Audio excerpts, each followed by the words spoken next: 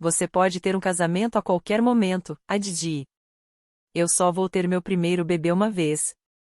Foi isso que minha irmã disse 6 semanas antes do dia em que eu caminhei até o altar, em um jardim cheio de cadeiras vazias. Ela falou com a maior naturalidade, como quem escolhe entre dois lugares para tomar brunch, como se o dia do meu casamento fosse algo que eu pudesse simplesmente mudar para se encaixar na agenda dela. Então ela marcou o chá de bebê exatamente no mesmo dia e no mesmo horário. E, um por um, todos da minha família seguiram o exemplo dela. Minha mãe, minhas tias, meus primos, até meu pai, o mesmo homem que segurou minhas mãos e prometeu que me levaria até o altar. No final, ele preferiu sanduíches delicados em um clube de campo às promessas de casamento da própria filha. Apenas 7 pessoas apareceram no meu casamento. Mas 417 mensagens chegaram depois, no momento em que perceberam o que tinham perdido. Antes de continuar, se essa história tocar você de alguma forma, considere curtir e se inscrever, mas só se realmente se identificar. E deixe um comentário dizendo de onde você está assistindo e que horas são aí agora. Meu nome é Adeline Farol. Tenho 28 anos. E agora quero voltar 6 meses no tempo, para o jantar de ação de graças em que meu pai olhou diretamente para o meu futuro marido e disse que ele nunca chegaria a lugar nenhum. Na família Farol existia uma regra que ninguém dizia em voz alta, tudo girava em torno da minha irmã, Colette. Meu pai, Richard Farol, passou 31 anos como gerente de uma agência de um banco regional em Hartford. Era um homem respeitável, estável, daqueles que usam as mesmas 3 gravatas em rodízio e chamam isso de disciplina. Minha mãe, Diane, sempre ficou em casa. Ela organizava clubes de leitura e garantia que a casa da família em Glastonbury estivesse sempre impecável. Uma casa colonial branca, com venezianas pretas e hortênsias ao longo do caminho de entrada. Por fora, parecíamos um cartão postal. Por dentro, a conta era bem diferente. Colette se casou com Brett Whitfield 5 anos atrás. A família Whitfield era dona de uma empresa de imóveis comerciais em Fairfield County, ou pelo menos era na época. Brett era visto como um verdadeiro troféu. Ele deu a Colette um SUV Lexus, uma pulseira Love da Cartier e, mais importante ainda, comprou a lealdade dos meus pais. Brett pagava a hipoteca da casa em Glastonbury, deu à minha mãe um cartão de crédito extra e bancou a reforma completa da cozinha.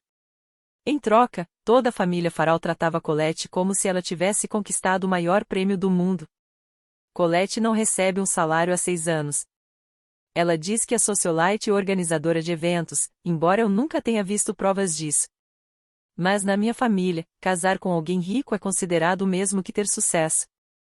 E então havia eu, Adeline, a irmã mais nova, a que trabalhava como ilustradora freelancer.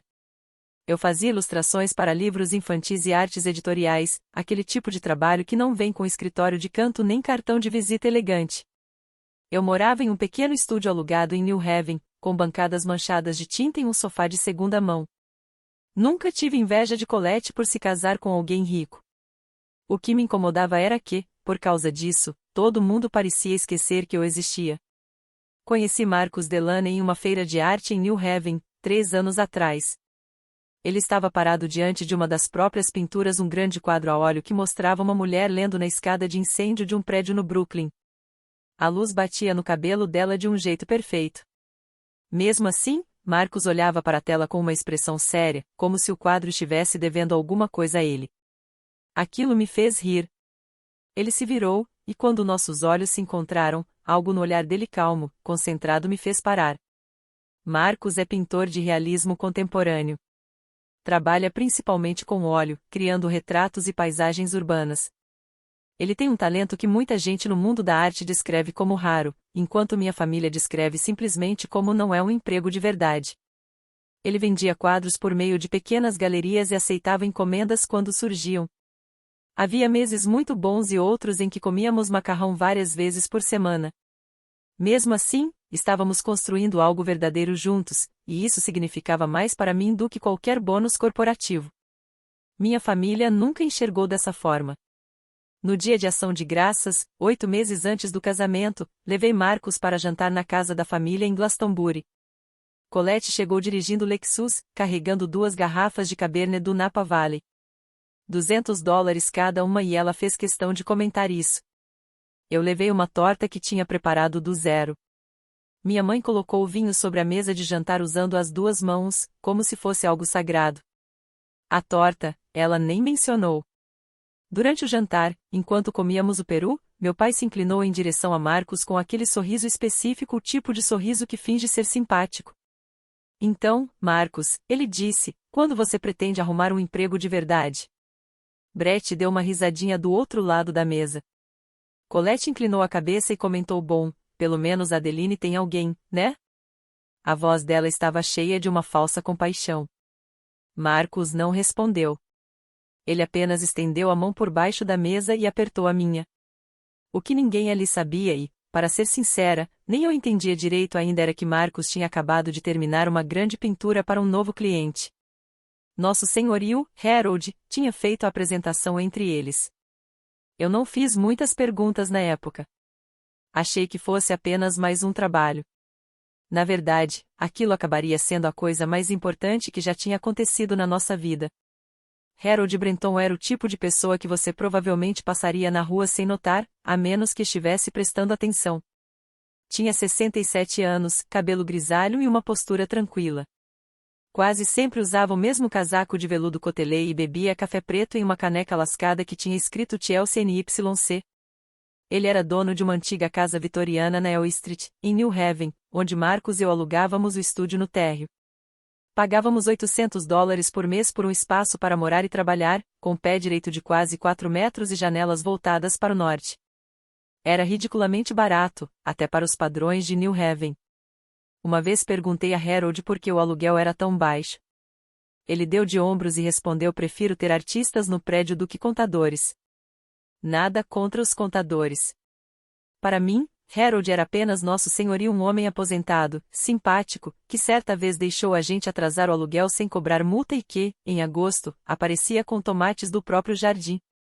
Mas Harold tinha um hábito curioso, às vezes descia até o estúdio para observar Marcos pintando. Ele ficava ao lado do cavalete, com a caneca de café na mão, e comentava coisas como a luz na linha do maxilar, tenta aquecer só um pouquinho, quase nada. Marcos fazia o ajuste, e, de repente, a pintura parecia se transformar. Uma tarde, Harold comentou algo que quase deixei passar. Ele disse a Marcos: seu trabalho me lembra um artista que eu representei anos atrás, hoje as obras dele são vendidas por 6 dígitos. Eu apenas sorri, achando que ele estava sendo gentil. Mais ou menos na mesma época, Harold mencionou que um amigo dele gostaria de ver mais pinturas do Marcos. Perguntou se ele poderia fotografar alguns trabalhos recentes e enviar. Eu imaginei que fosse só mais uma pequena galeria ou talvez algum colecionador regional curioso. O mundo sempre encontra talento de verdade, Adeline, Harold me disse certa noite, enquanto eu lavava pincéis na pia do estúdio. Só demora um pouco mais quando a pessoa é honesta com o próprio trabalho. Eu deveria ter perguntado mais coisas, mas naquele momento minha cabeça estava ocupada demais com os preparativos do casamento. Em janeiro, Marcos me pediu em casamento. Não houve anel no começo. Foi apenas uma pergunta simples, dita baixinho enquanto estávamos deitados no chão do estúdio, cercados por telas ainda inacabadas e com a neve caindo do lado de fora da janela. Depois ele mesmo esculpiu um anel em madeira de nogueira reaproveitada. Foi uma das coisas mais bonitas que alguém já me deu. Naquele fim de semana, liguei para meus pais para contar a novidade. Já tínhamos escolhido a data 14 de junho. Seria uma cerimônia pequena em um jardim perto de Mystic, em Connecticut. Nada extravagante. 42 convidados, flores silvestres e um arco que o próprio Marcos estava construindo com madeira reaproveitada. A primeira reação do meu pai foi: 14 de junho? Deixa eu ver aqui. Não foi um parabéns. Nem um fico tão feliz por você. Foi apenas deixa eu ver. 2 dias depois ele ligou de volta. Eu vou, querida. Vou te levar até o altar. Prometo. Guardei aquelas palavras com cuidado, como se fossem feitas de vidro.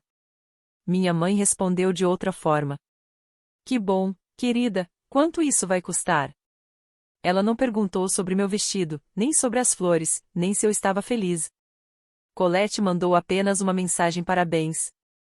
Me avisa se precisar de ajuda com alguma coisa. E depois, silêncio.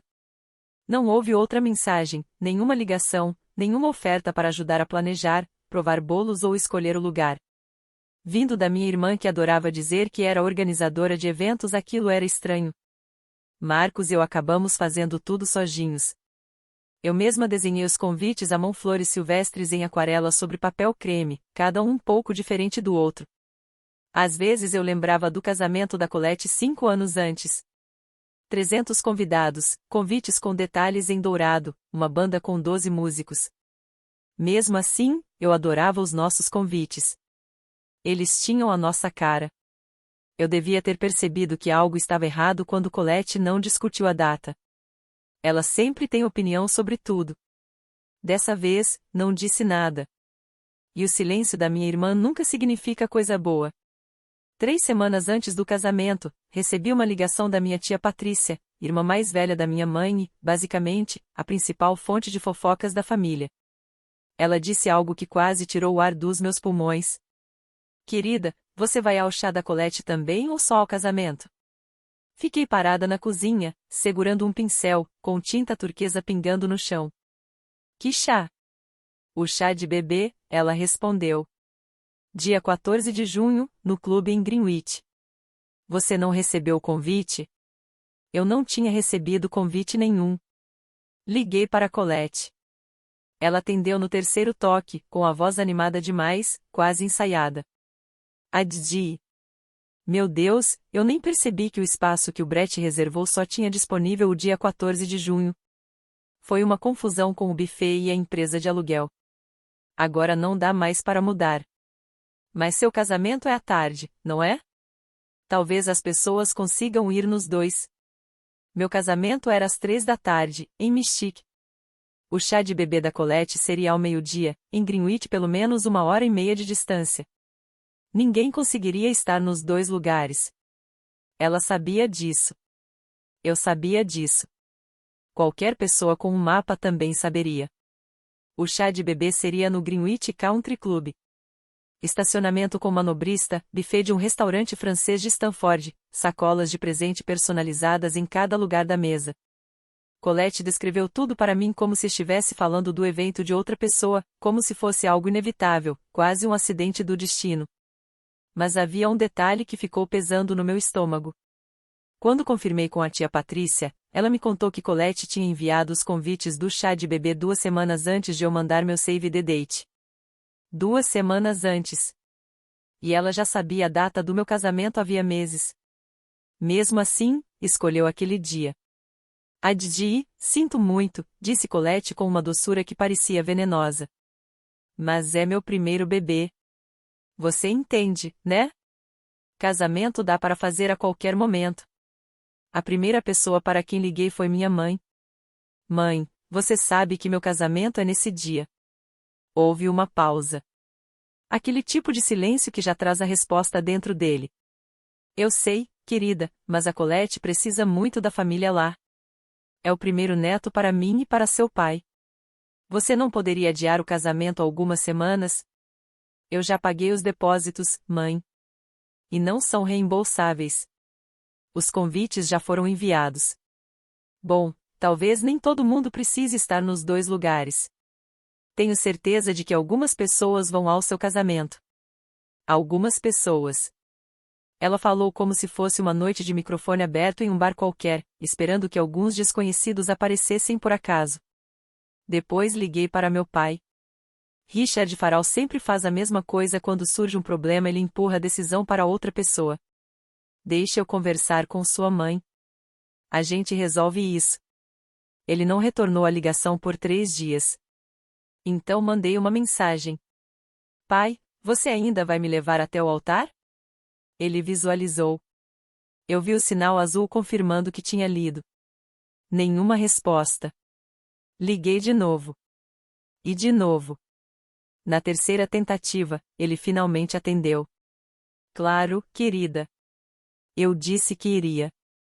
Mas havia algo vazio na forma como ele falou. As palavras soaram ocas, como se ele estivesse lendo um roteiro. Naquele momento senti como se o chão tivesse se movido sob meus pés. Naquela semana comecei a contar as confirmações de presença.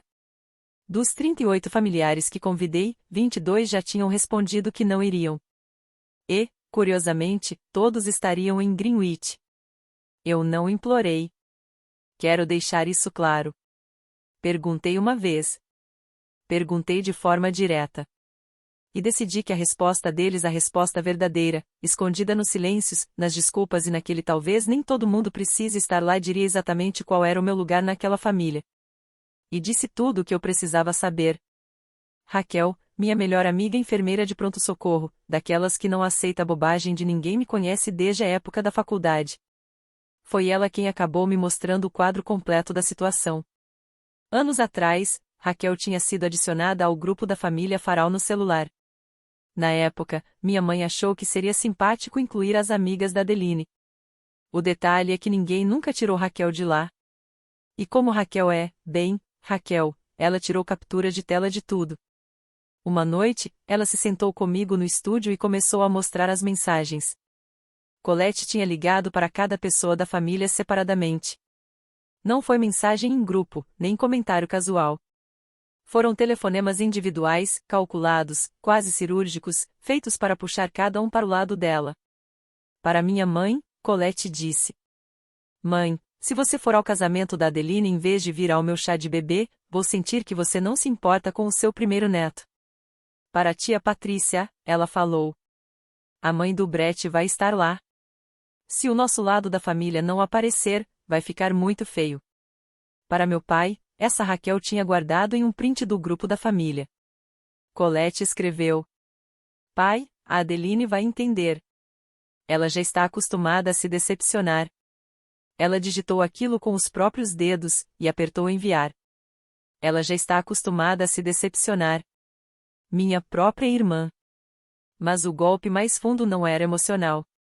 Era financeiro. Brett pagava a hipoteca da casa dos meus pais $3.200 por mês. Também tinha dado à minha mãe um cartão de crédito para cobrir supermercado, roupas, salão de beleza, praticamente tudo. A família Farol não dependia só emocionalmente de Colette. Dependia do dinheiro dela também. Ela nunca dizia isso de forma direta. Nem precisava. A mensagem estava implícita em cada gesto: se você me contrariar, o dinheiro acaba. E meus pais, que já tinham organizado a aposentadoria contando com a generosidade do Brett, não tinham condições de testar esse limite. Raquel me mostrou mais uma mensagem que Colette tinha mandado no grupo. Sinceramente, o casamento da Adeline é tão pequeno que mal parece um evento. Ela vai casar com um pintor em um jardim. Não é como se tivesse uma festa no Ritz. Li aquilo 2 vezes. Depois desliguei a tela do celular. Na noite antes de eu mandar o último lembrete para minha família, Marcos e eu estávamos sentados no estúdio. A luz amarela da lâmpada iluminava telas inacabadas e frascos de terebintina espalhados pela mesa. Lá fora, as cigarras já começavam a cantar. O verão em New Haven tem um som constante, um zumbido baixo que nunca desaparece. Marcos estava limpando os pincéis. Ele falou sem levantar os olhos. A gente não precisa deles para que isso seja real, Adeline. Fez uma pausa. Mas eu sei que você quer seu pai lá. Eu não respondi na hora. Estava olhando para uma tela em que ele vinha trabalhando uma cadeira solitária em uma sala vazia, com a luz entrando forte pela janela. Não tinha sido pintada pensando em mim, mas parecia ser exatamente sobre mim. Naquela noite, escrevi uma última mensagem. Enviei para todos os familiares que tinham sido convidados. Nada de acusações, nada de desespero. Apenas as informações: data, horário, endereço, instruções para chegar. E, no final, apenas uma frase: espero ver vocês lá. Apertei enviar às 22h47. Ninguém respondeu. Na manhã seguinte, Raquel me ligou de Chicago. Ela já tinha comprado a passagem. Eu vou estar lá, disse. Sempre estarei. Ela não perguntou pelos outros. Já sabia. Faltavam 12 dias para 14 de junho. Eu tinha um vestido pendurado no armário, renda vintage que encontrei em uma loja de consignação em Mystic, ajustado por uma costureira que me cobrou $80 e disse que eu parecia Grace Kelly. As flores estavam encomendadas de uma fazenda local. As 42 cadeiras já estavam organizadas no jardim. O que eu não tinha era um único membro da família que me escolhesse. Mas eu vou te contar outra coisa que eu também não tinha mais vontade de implorar. E acho que foi a primeira vez que senti algo mudar dentro de mim. 14 de junho, 7 da manhã. Na manhã do meu casamento, Raquel estava sentada de pernas cruzadas no balcão do banheiro, maquiando meu rosto. Precisão de nível hospitalar, ela chamou. Eu tentava respirar normalmente. Meu vestido pendia na porta do armário. Meu buquê peonias brancas e lavanda de uma banca de Sotonington estava em um pote de vidro na mesa da cozinha. Meu celular vibrou. Pai, disse. Raquel observava meu rosto. Adeline, querida. A voz dele parecia ter sido desgastada até quase não existir. Não sei como dizer isso. Sua mãe e eu. O chá da Colette começa ao meio-dia. E com a viagem, acho que não conseguiremos chegar em Mystique até às 3. 8 segundos. Eu contei. 8 segundos de silêncio, toda a arquitetura da minha infância. Cada cartão de Dia dos Pais, cada papai, olha o que eu desenhei, cada vez que escolhi acreditar que ele me amava igualmente, desabou como uma casa construída na areia. Você prometeu, pai. Eu sei, e sinto muito, mas este é o primeiro bebê da Colette. Você terá outros momentos. Não. Minha voz não tremeu. Tenho orgulho disso. Este é meu único dia de casamento, pai. Não haverá outro. Não complique mais do que precisa. Desliguei. Coloquei o celular com a tela para baixo no balcão. Minhas mãos tremiam, mas os olhos estavam secos. Raquel não disse nada. Apenas pegou o pincel de rímel e continuou. Mais tarde, Raquel conferiu o Instagram. Mostrou o celular para mim. Colette já tinha postado um story. Balões rosa, serpentinas douradas, um espaço sendo preparado. A legenda dizia: muito grata por ter toda a família aqui. Postado às 9 horas, 3 horas antes do chá começar. Não gritei. Não chorei. Apenas pensei, então é assim que se sente quando o último fio se rompe. O jardim Mystique ficava atrás de uma pequena pousada, com vista para um pântano de sal onde a água ficava prateada com a luz da tarde. Marcos tinha passado 2 finais de semana construindo o arco carvalho reaproveitado, lixado até ficar liso, entrelaçado com eucalipto fresco e fita branca. Simples. Perfeito. Cheguei às 14h15. As cadeiras já estavam montadas 42, com tecido branco, cada uma com um raminho de lavanda amarrado nas costas. De longe, pareciam lindas, como uma pintura de casamento. De perto, 35 delas estavam vazias. 7 pessoas. Quem veio foram exatamente essas pessoas.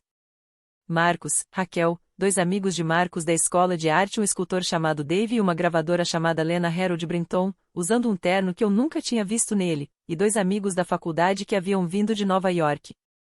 7 pessoas em 42 cadeiras. O vento passava pelas filas vazias e agitava a lavanda como se tentasse preencher o silêncio. Eu estava no final do corredor, vestida com meu vestido de loja de segunda mão, renda vintage, marfim, na altura do tornozelo. A costureira tinha razão, ele parecia feito para mim. Mas ali, sozinha, sem mãos para segurar, sem um pai ao meu lado, cada assento vazio parecia uma contusão. O quarteto de cordas, apenas 2 meninas da faculdade local, violino e violoncelo, começou a tocar Canon de Pachelbel. O som se espalhou pelo pântano. Raquel deu um passo em minha direção. Eu posso te levar até o altar?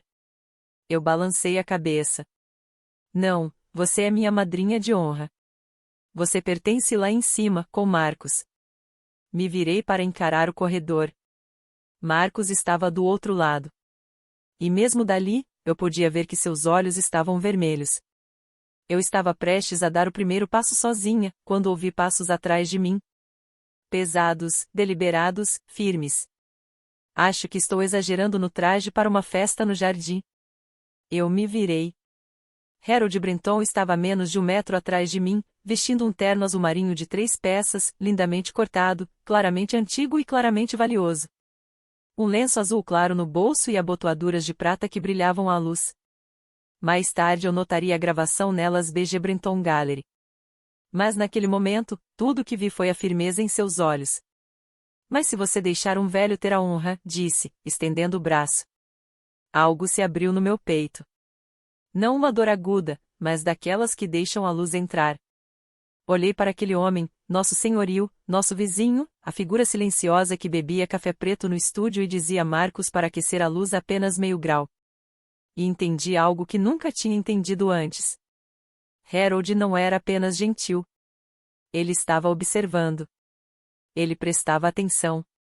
Ele apareceu. Harold, você não precisava. Eu sei que não precisava. Mas eu quero. Sua voz era calma, firme. Seu pai deveria estar aqui. Mas como ele não está, alguém que realmente te valoriza deveria estar. Aceitei o braço dele. Caminhamos. As 7 pessoas nas cadeiras se levantaram. Raquel já chorava. Dave e Lena sorriam. Marcos, no final do corredor, pressionava a mão contra a boca. A cerimônia durou 12 minutos. Nosso celebrante, um juiz aposentado que Marcos conhecia de um projeto de arte comunitário, manteve tudo curto e direto. Dissemos nossos votos. Marcos escreveu os dele em um pedaço de tela preparado com gesso. Eu escrevi os meus no verso de uma das minhas ilustrações. Choramos, rimos. 7 pessoas aplaudiram. E naquele jardim, naquela tarde de junho, foi suficiente. Foi mais do que suficiente. Vou pausar aqui por um instante. Se Harold ter entrado naquele momento apertou seu peito do mesmo jeito que apertou o meu naquele dia, você já sabe por que essa história importa. Meu pai teve 30 anos para aparecer para mim. Harold me conhecia há apenas 2, mas ele estava lá. Se você já teve alguém inesperado preencher um espaço que a família deixou vazio, me conta nos comentários. Eu leio cada um deles. E se você quer ver o que acontece depois, porque acredite, a história não termina no altar, fique comigo. Depois da cerimônia, fizemos a recepção no mesmo jardim. Não havia salão de festas, DJ ou bolo de 5 andares. Pedimos pizza de uma pizzaria no centro de Mystique. Raquel trouxe 3 garrafas de vinho, nada sofisticado, apenas algo que ela adorava. Dave conectou o celular a uma caixa de som portátil e dançamos na grama até que os vagalumes surgissem. Era alegre, imperfeito, mas era nosso. Quando a música acabou e Marcos ajudava Dave a dobrar as mesas, sentei em uma das cadeiras vazias e abri meu celular. 0 mensagens da minha família. Nenhuma. Nenhum parabéns, nenhum desculpa, não podemos ir, nenhum estamos pensando em você hoje. Nada. Como se o evento não tivesse acontecido. Como se eu não tivesse acontecido. Abri o Instagram. Eu sabia que não deveria, mas abri. Colette tinha postado 14 fotos. O Greenwich Country Club, balões rosa e dourados, uma mesa de doces que provavelmente custou mais que todo o meu casamento. Tia Patrícia rindo com uma taça de champanhe, tio Tom segurando uma sacola de presente. E meu pai. Meu pai ao lado de Colette, mão na barriga dela, sorrindo. A última foto era uma selfie. Colette no centro, radiante, cercada por rostos que eu havia convidado para meu casamento. A legenda dizia cercada de amor. Família é tudo. Família é tudo. Ela digitou isso enquanto eu dizia meus votos para 7 pessoas e uma fileira de cadeiras vazias. Aproximei o zoom de uma das imagens ao fundo. Uma foto em grupo perto do bar. Brett estava no canto mais distante, de costas para a câmera, telefone no ouvido, mandíbula tensa. Parecia estressado. Achei estranho em uma celebração, mas guardei para mim e não pensei mais nisso. Pelo menos, não naquela hora.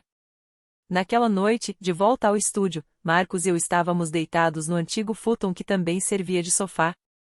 As janelas estavam abertas e o som dos grilos entrava como música. Havíamos retirado a lavanda das cadeiras e colocado em potes espalhados pelo apartamento. O cheiro fazia parecer que o casamento tinha nos seguido para casa.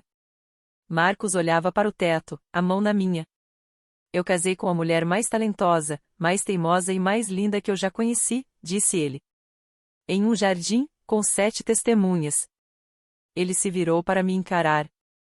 E eu não trocaria isso por um salão com 300 pessoas. Tentei sorrir. Quase consegui. Fiquei pensando que talvez, se eu tivesse insistido mais uma vez, ligado de novo. Você ligou o suficiente, disse ele. A voz era suave, mas definitiva, como uma porta se fechando em um cômodo que eu não precisava entrar. Você ligou mais do que o suficiente, Adeline. Foi então que entendi. Não a tristeza por mim mesma, mas a tristeza por ele. Marcos tinha ficado no final daquele corredor, vendo sua noiva caminhar até ele com um senhorio de 67 anos, porque o próprio pai dela não se deu ao trabalho de estar lá. Ele merecia uma família torcendo por nós.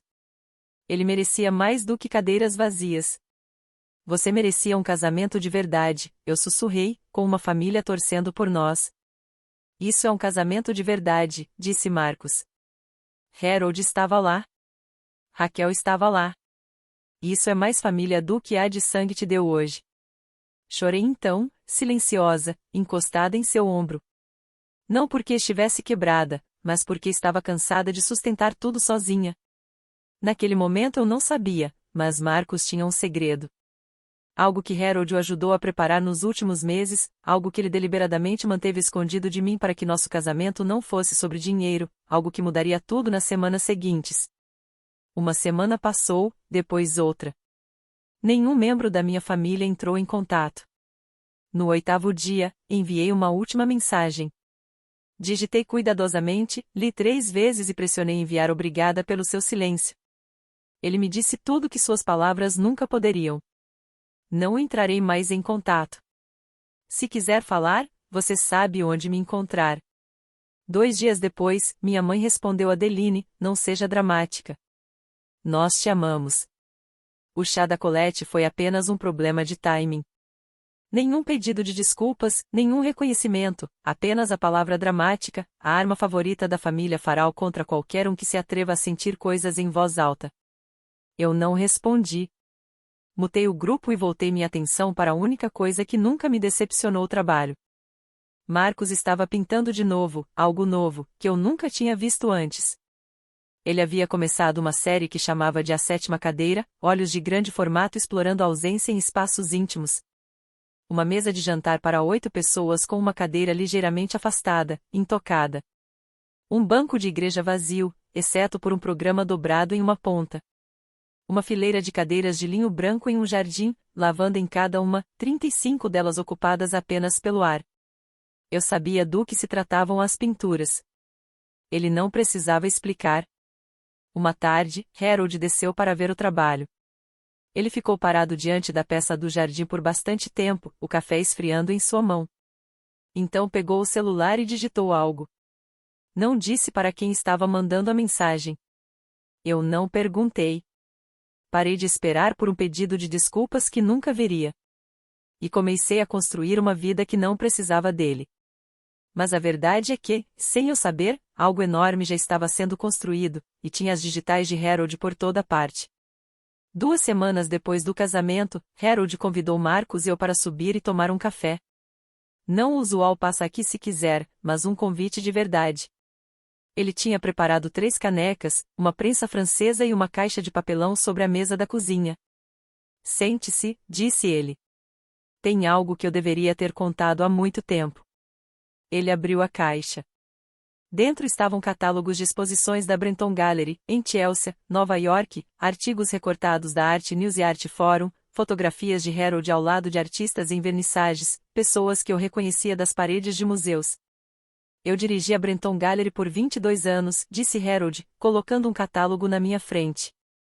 A capa mostrava uma pintura que eu já tinha visto reproduzida em livros didáticos. Durante esse tempo, representei 43 artistas. 7 deles hoje estão na coleção permanente do Whitney. Eu olhei para ele, o homem quieto com a jaqueta de veludo, nosso senhorio que nos cobrava $800 por mês e nos dizia para aquecer a luz um pouco mais. Você nunca nos contou, eu disse. Você nunca precisou saber, respondeu Harold, entrelaçando as mãos.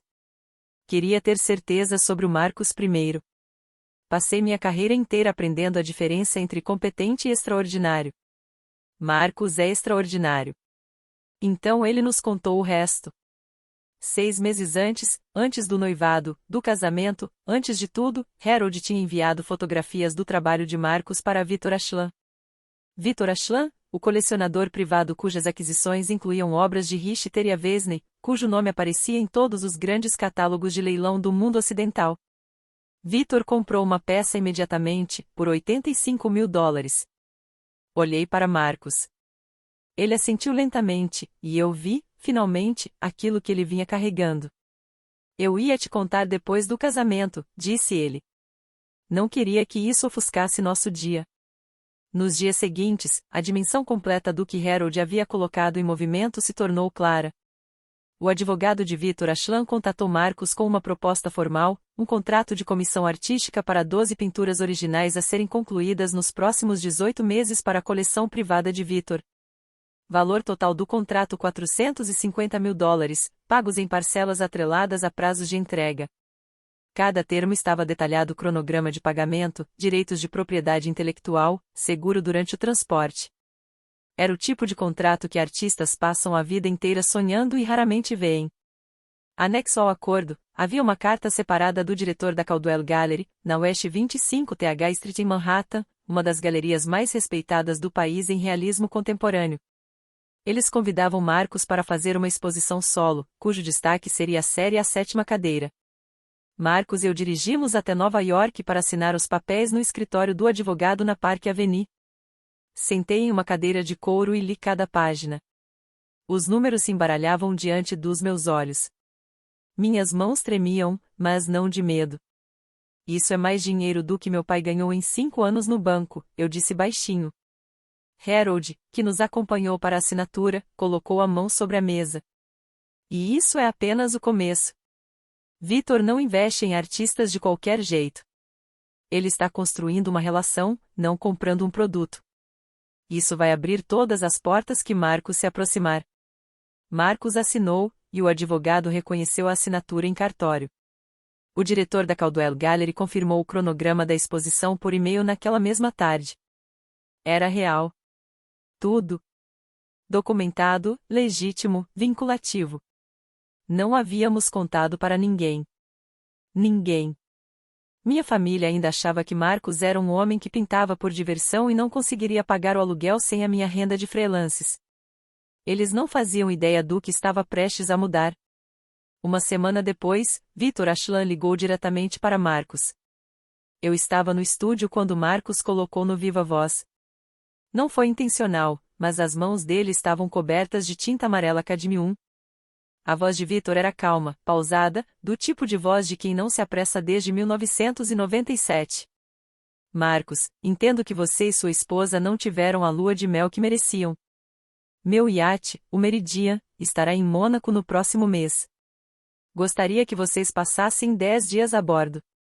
Considerem isso um agradecimento pelas 3 primeiras pinturas. O Meridian. Mais tarde eu soube que era um iate a motor de 55 metros, que Victor mantinha no Mediterrâneo durante o verão. Ele o usava para receber artistas, curadores e colecionadores. Era tanto um salão flutuante quanto um barco. Marcos, não podemos aceitar isso, eu sussurrei, cobrindo o telefone. Ele me olhou, depois para a tela da pintura, e voltou para mim. Harold disse que Victor faz isso com todo artista que comissiona. É assim que ele constrói relacionamentos. É profissional, não caridade. Hesitei, mas então pensei nas 42 cadeiras, no jardim vazio, no pai que escolheu um chá de bebê em vez do meu casamento, e passei a vida inteira me tornando menor para que outras pessoas não se sentissem desconfortáveis. Não mais. Eu disse sim. Raquel descobriu alguns dias depois, e a reação dela foi exatamente o que você espera, menina, você vai passar a lua de mel no iate de um bilionário e sua família acha que Marcos é pobre. Ela riu tanto que engasgou com o café. Eles não sabem, eu disse. E não vou contar. Eu não estava escondendo nada, apenas parei de performar para uma plateia que nunca aplaudia. Enquanto Marcos e eu nos preparávamos para a viagem, algo começou a mudar na família Farall, embora eu só percebesse em fragmentos.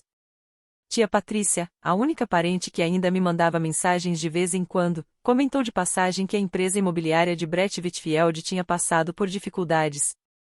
2 grandes projetos de desenvolvimento fracassaram. O financiamento entrou em colapso. Os detalhes eram vagos, mas as consequências não. O Lexus da Colette havia sumido, substituído por um Honda CR-V usado. Colette, que postava no Instagram como se respirasse, ficou em silêncio por 2 semanas seguidas. Para ela, isso era o equivalente a um sinal de alerta. Então, pela primeira vez em mais de um mês, minha mãe ligou: "Oi, querida. Como você está?" A voz tinha aquele brilho particular, daquele tipo que força demais a simpatia. "Olha, você e o Marcos querem jantar aqui no domingo? Seu pai fez churrasco no fim de semana e ficou ótimo. Adoraríamos ver vocês." Encostei na parede do estúdio. "Estou ocupada, mãe." "Oh, tá bom." Pausa. "Bem, seu pai manda um oi." Desliguei e fiquei ali por 1 minuto, o celular quente na mão, sentindo o peso familiar dele. Eu sabia exatamente por que ela tinha ligado. Quando o dinheiro de Brett estava fluindo, eu não existia. Agora que ele estava secando, a família Farol de repente redescobria a filha mais nova. O que nenhum deles sabia e que eu ainda não compreendia totalmente era que, 3 semanas depois, uma única fotografia faria o dinheiro de Brett Whitfield parecer troco de bolso. Eu fiz minha mala. Marcos arrumou seus cadernos de desenho. Voamos para Nice numa manhã de terça-feira em julho. E quando embarcamos no Meridian, olhei para o Mediterrâneo e pensei: é assim que se sente quando o mundo finalmente alcança você. O Meridian não era um barco, era uma catedral flutuante. Nossa cabine tinha uma varanda privativa que se abria para uma água tão azul que parecia artificial. O banheiro tinha piso de mármore. Os lençóis eram de algodão egípcio, e alguém havia colocado flores frescas no criado mudo antes da nossa chegada. Na primeira manhã, fiquei descalça na varanda, vestindo um vestido de linho que comprei em um mercado em Nice por 40 euros, e observei a costa de Mônaco passar como uma pintura que Marcos ainda não tinha feito. Na terceira noite, Vitor ofereceu um jantar no convés superior. 8 convidados: 2 colecionadores de Londres, um curador da Tate, um crítico de arte de Berlim e seus respectivos acompanhantes. A mesa estava posta com cristal e linho branco. Velas tremeluziam dentro de copos de vidro tipo Hurricane. O céu mudava do laranja para o índigo enquanto comíamos. Vitor se levantou e ergueu a taça. Gostaria de apresentar Marcos Delaney, o pintor realista mais empolgante que encontrei nas últimas 2 décadas. Sua próxima exposição na Caldwell Gallery se chamará A Sétima Cadeira. Acredito que vocês acharão o trabalho dele extraordinário. Marcos, sentado ao meu lado, explicou o conceito pintura sobre a ausência, sobre os espaços vazios deixados por pessoas que escolheram não aparecer. Falava de forma calma, sem performar. O crítico de arte de Berlim inclinou-se para a frente. "Isso tem potencial para a Bienal", disse, e a mesa murmurou em concordância. Sentei-me ao lado do meu marido, em silêncio, a mão apoiada em seu joelho. Pela primeira vez na minha vida, eu estava cercada por pessoas que reconheciam o valor do que Marcos e eu havíamos construído. Não apesar da origem silenciosa, mas por causa dela. Antes da sobremesa, Vitor me encontrou sozinha junto ao corrimão. "Seu marido é talentoso", disse. "Mas acho que você já sabia disso muito antes de qualquer outra pessoa." "Eu sabia", respondi. "Obrigada por ver isso também." Na última noite a bordo do Meridian, fiz algo que quase nunca faço: postei uma foto no Instagram. Não sou de redes sociais. Minha conta tinha talvez 200 seguidores, amigos, alguns clientes de ilustração, conhecidos da faculdade. Eu não postava há meses. Mas naquela noite, enquanto o sol se punha no Mediterrâneo e a luz transformava a água em ouro, Marcos me abraçou por trás. E a Raquel, que não parava de me mandar mensagens pedindo fotos, não foi a única razão pela qual peguei meu celular. Eu queria registrar. Não para mais ninguém. Para mim. A foto. Eu, de pé na proa do Meridian, vestindo um vestido de seda branco que eu havia encontrado em uma boutique em Nice. Marcos atrás de mim, o queixo apoiado no meu ombro. A costa de Mônaco ao fundo, suave. Na mesa ao lado, uma taça de champanhe, parcialmente visível, o catálogo da exposição na Caldwell Gallery com o nome de Marcus na capa. Escrevi a legenda em menos de 10 segundos: lua de mel com meu marido. Grata pelas pessoas que apareceram. Sem marcar ninguém, sem explicações, sem drama, apenas uma frase e uma foto. Postei às 21 horas, horário europeu, 3 horas da manhã na costa leste dos Estados Unidos. Depois guardei o celular na gaveta do criado mudo, beijei Marcus e fui dormir ouvindo a água bater no casco. Quando acordei no dia seguinte, peguei o celular por hábito. A tela estava tomada por notificações. Tive que rolar por quase um minuto para chegar ao fim: 417 chamadas perdidas e mensagens. A mesma família que não conseguiu mandar uma única mensagem no dia do meu casamento, de repente, tinha muito a dizer sobre onde eu passei minha lua de mel. 417. Não é um erro de digitação. Deixe esse número assentar por um momento. A mesma família que não mandou uma mensagem no meu casamento agora tinha muito a dizer quando viu onde eu estava. Se você ainda está assistindo, primeiro, obrigado. E segundo, o que você teria feito? Teria atendido essas ligações ou deixado tocar? Me conta nos comentários. Agora, deixa eu te contar o que essas mensagens realmente diziam. Sentei na beira da cama e comecei a rolar, lendo como se fosse um relatório de autópsia, clínico, devagar, deixando cada uma cair. Meu pai: 23 chamadas perdidas, 11 mensagens de texto. Primeiro: Adeline, de quem é esse iate? Me liga de volta. Depois: não sabia que Marcus estava indo tão bem. Por que não nos contou? E finalmente, às 2 horas da manhã no fuso dele: querida, por favor, liga pro seu pai. Minha mãe: 18 chamadas, 9 mensagens. Meu Deus, Adeline. Seguido de: é Mônaco mesmo? Depois: você está bem? De quem é esse barco? E inevitavelmente: estou tão feliz por você, querida. Precisamos comemorar quando você voltar. Comemorar. Ela queria comemorar. A mulher que nem se deu ao trabalho de mandar parabéns no dia do meu casamento agora queria fazer festa por causa de um iate. Colette: 7 chamadas contidas, pelos padrões dela, e 3 mensagens, cada uma mais reveladora que a anterior. Espera, o quê? Então a arte do Marcus está vendendo mesmo? E finalmente: Adeline, precisamos conversar. Me liga. O resto: tias, tios, primos, primos de segundo grau, pessoas que eu não ouvia há anos, vieram como uma enxurrada. Meu Deus, parabéns! Tão orgulhoso de você! Sempre soubemos que Marcus tinha talento. As mesmas pessoas que haviam respondido não para o meu casamento agora se apressavam para dizer que sempre acreditaram em nós. E então, lá no final, uma mensagem que eu não esperava: Brett Whitfield.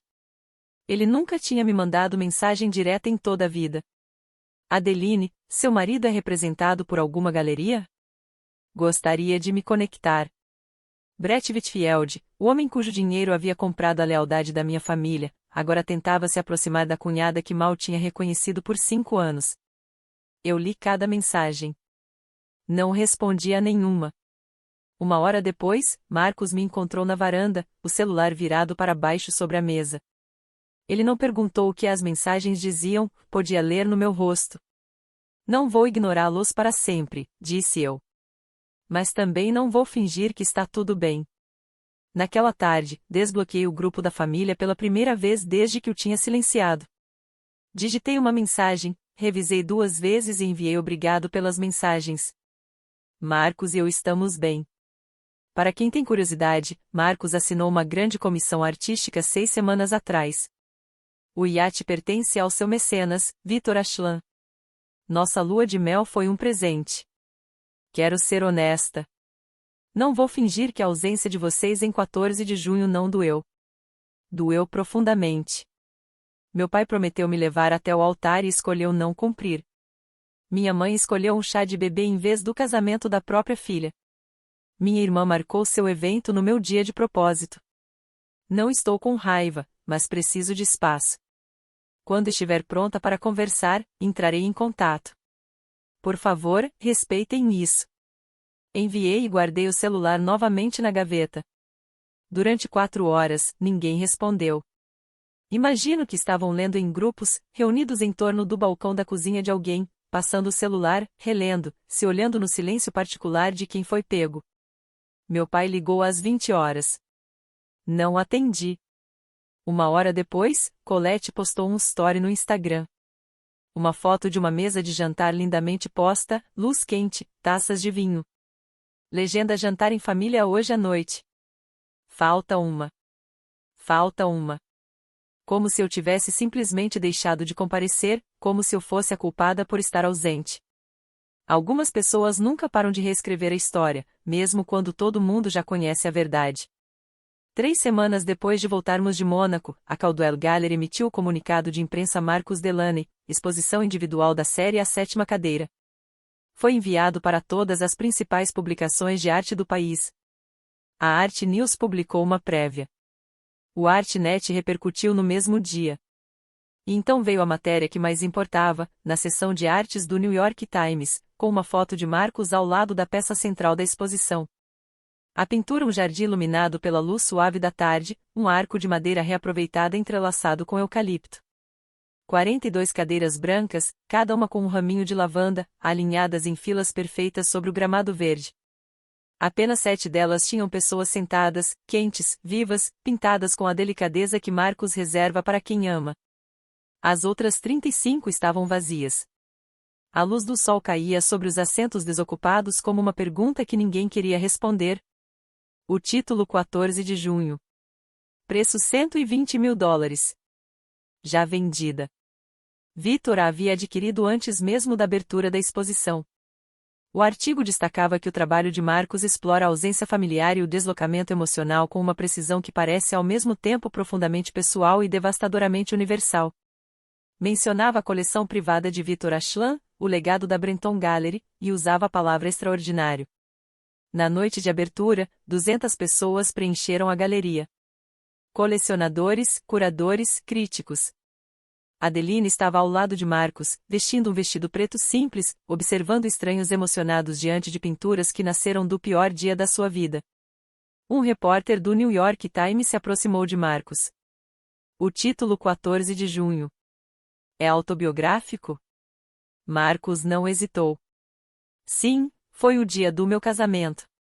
7 convidados, 42 cadeiras. A sala ficou em silêncio. Então as perguntas começaram.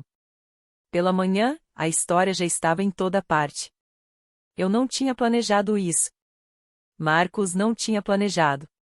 Mas a verdade, quando encontra um palco, não precisa de permissão. Meu pai viu o artigo primeiro. Alguém lhe enviou.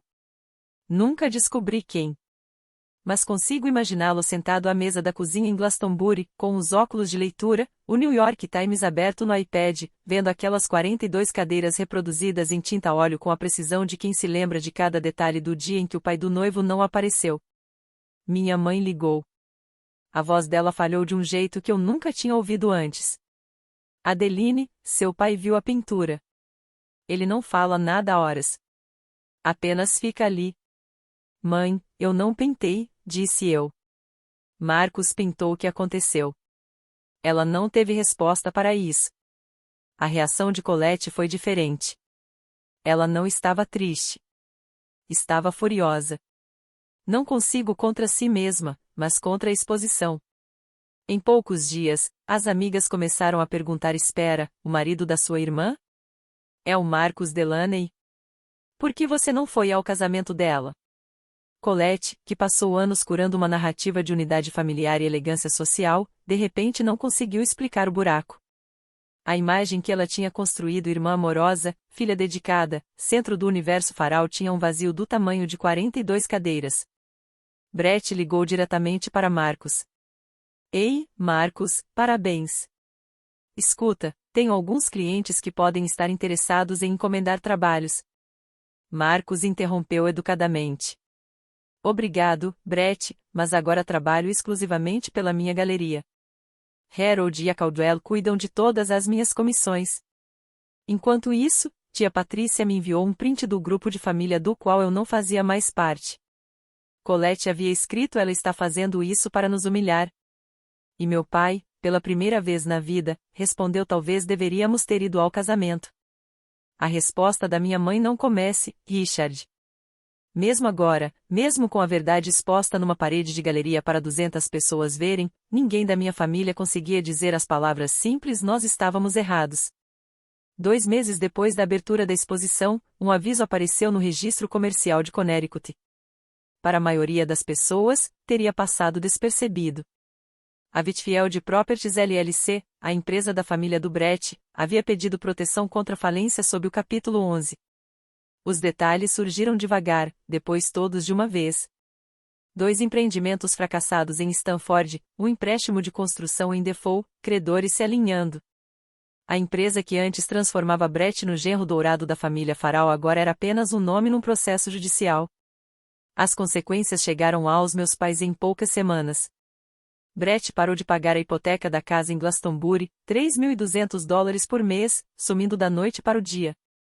O cartão de crédito suplementar da minha mãe foi cancelado. Colette, que nunca precisou pensar em dinheiro, começou a vender suas joias em um site de consignação de luxo. A pulseira da Cartier, o pingente da Tiffany, peças que ela antes exibia como troféus. Meu pai me ligou, pela primeira vez desde o artigo. Adeline, não sei como dizer isso. A voz dele estava fraca, cansada. Sua mãe e eu, podemos perder a casa. Sei que não tenho direito de pedir, mas existe alguma forma? Eu deixei o silêncio pairar. Acho que ele precisava ouvir. O mesmo silêncio que ouvi na manhã do meu casamento, quando ele me disse que não veria. Pai, disse eu, vou ser honesta com você. 6 meses atrás, você escolheu a festa da Colette em vez do meu casamento. Quebrou uma promessa. Me deixou caminhar até o altar com Nosso Senhorio porque aparecer para mim não valia a viagem. Ouvi ele respirar. Não vou dizer que não vou ajudar, mas preciso que você entenda uma coisa antes: eu não sou seu plano B. Sou sua filha, e você me tratou como se eu fosse opcional. Ele ficou em silêncio por um longo tempo. Depois, baixinho: você tem razão. Não foi suficiente, mas é um começo. 2 dias depois, Colette ligou. Era a primeira vez que falávamos desde antes do casamento. Ela começou com doçura: sinto sua falta, a Didi. O apelido, a voz que ela usava quando queria algo. Mas em menos de 30 segundos, a máscara caiu. Brett perdeu tudo. Mamãe e papai precisam de ajuda. Você e Marcos estão indo tão bem agora. Não podemos simplesmente superar isso? Superar o que exatamente? Mantive a voz firme, não fria, apenas clara. Você marcou seu chá de bebê no dia do meu casamento. Ligou para cada membro da família e disse para escolher você. Disse ao papai que eu poderia casar a qualquer momento. Lembra disso? Silêncio. Depois eu fiquei grávida, Adeline. Eu estava hormonal e assustada, e você estava calculista. Eu disse sem malícia, só os fatos. E tudo bem. Não estou aqui para te punir. Mas preciso que saiba: eu vejo isso claramente agora. Sempre vi. Só escolhi ignorar porque queria uma família. Pude ouvir a respiração dela mudar, a calma ensaiada vacilando. Eu te amo, Colette, mas nunca mais vou deixar que o amor seja usado como uma coleira.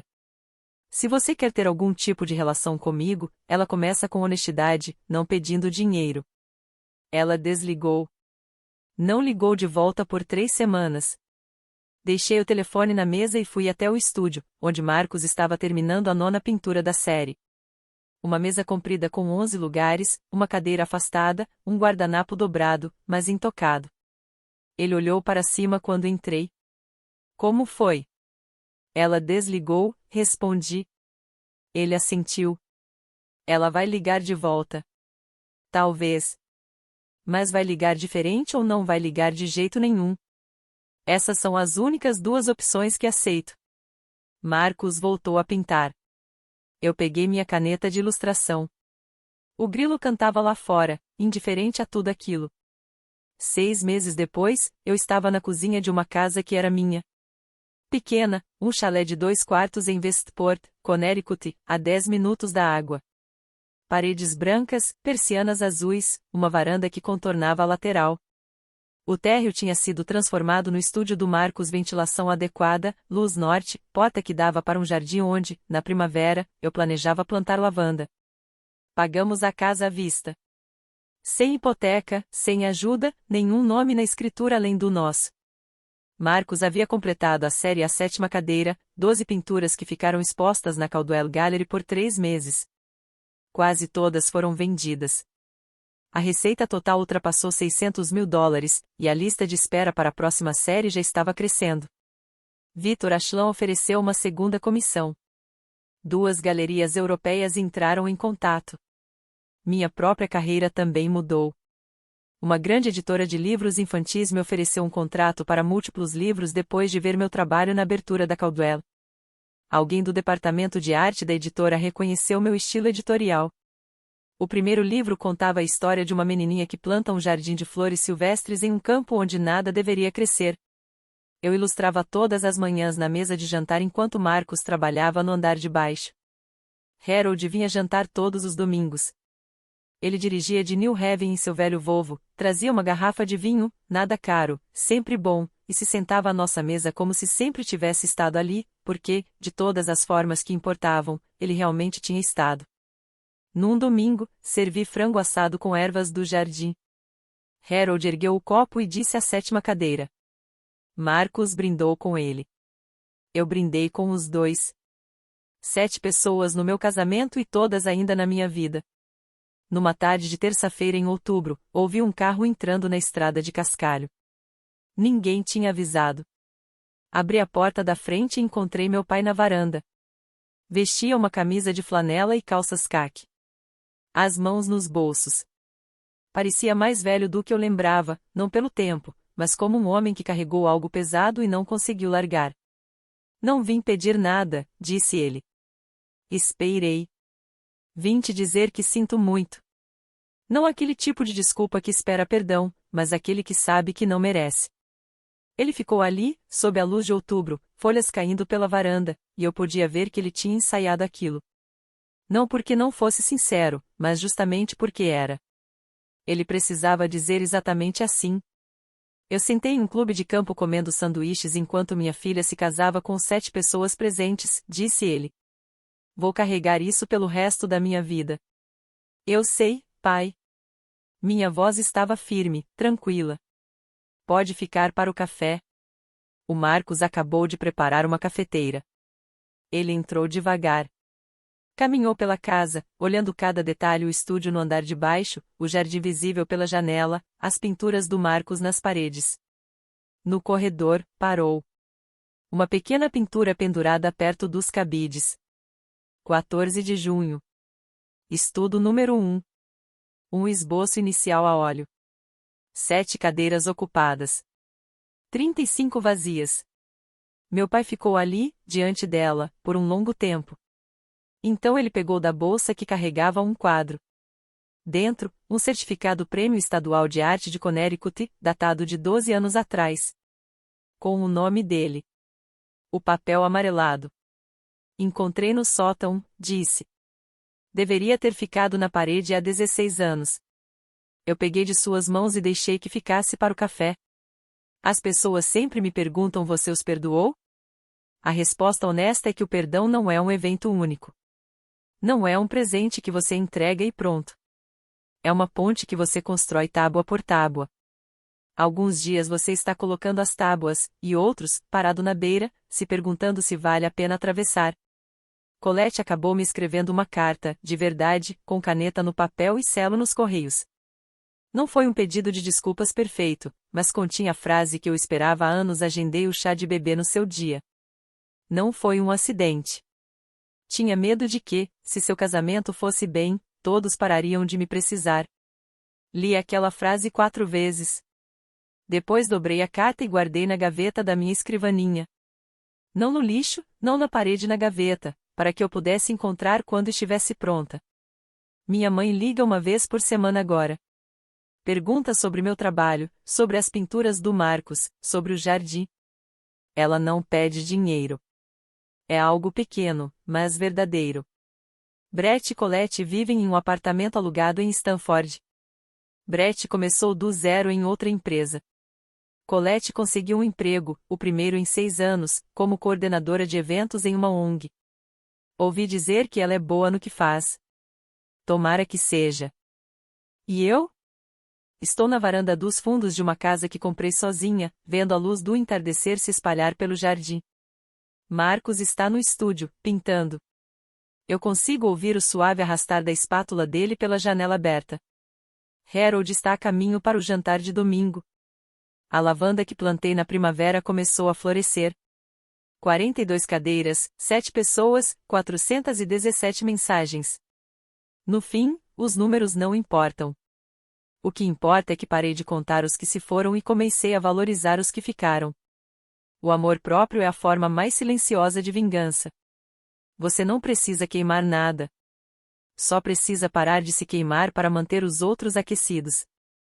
Se esta história ficou com você, se você já foi a pessoa sentada nas cadeiras vazias enquanto alguém ocupava toda a sala, eu vejo você.